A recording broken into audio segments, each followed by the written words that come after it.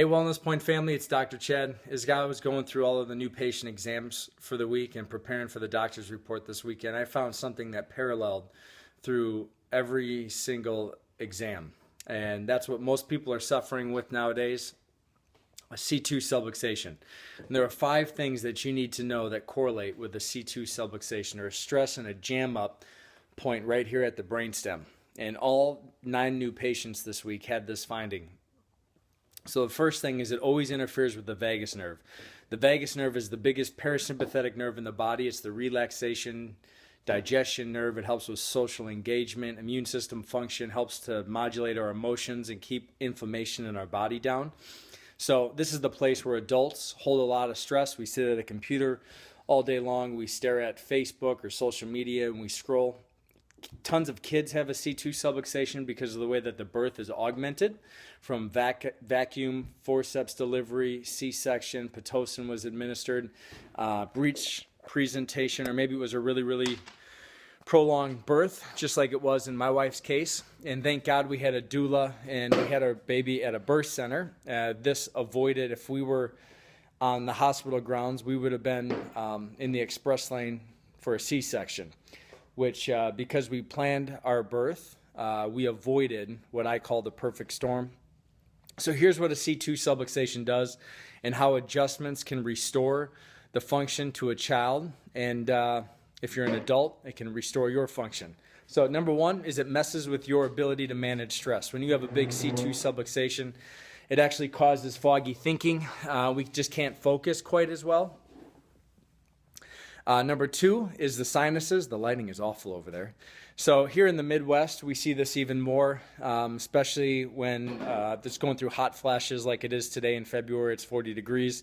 C2 is directly linked to the ears, nose, and throat. So when the ears, nose, and throat don't drain properly, it increases your risk for things like sinus infections, ear infections, and respiratory issues. Number 3 is sleep. The vagus nerve and the relaxation mechanisms of the body are housed right here at C2, so any imbalances or disturbances in that area can lead to sleep disturbances, so laying down for 4 hours or laying down for 9 hours and waking up and feeling like you slept for 4 rather than laying down for 6 and feeling like you slept for 6. Number 4 is skin issues. So there's a nucleus of nerves in that area that supply the gut and the immune system. And when that's interfered with, since the vagus nerve decreases inflammation in the body, it increases the production of IgE, which then leads to things like allergies, eczema, autoimmune issues such as Crohn's, IBS, ulcerative colitis. And number 5, which is what most kids nowadays are battling with, is this thing called sensory issues. And this is the classic ADD, ADHD that we see in kids nowadays. I can't line all of my ducks up in a row.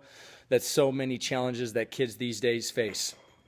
So the reason I say that is to say all of this. People get rewarded in public for what they practice in private. And people have told my wife and I, you guys are so lucky to have a daughter that's so healthy. And I laugh at that because we're not lucky at all. We just choose to do things a little differently. And every child deserves to have that pathway of health, vitality, energy in life. And you do that by planning it so that you can predict the outcome of the health of your children. So Casey, who is our birth doula, will be having a class February 20th, Monday, here in our office. And if you haven't gone to that or you don't know what a birth doula is, you need to go and check it out. It's $75. It's from 6 till 8:30, Monday, February 20th, and I promise you, you won't regret it, and you'll thank me later. I'll see you guys next week. God bless, and I'll see you soon.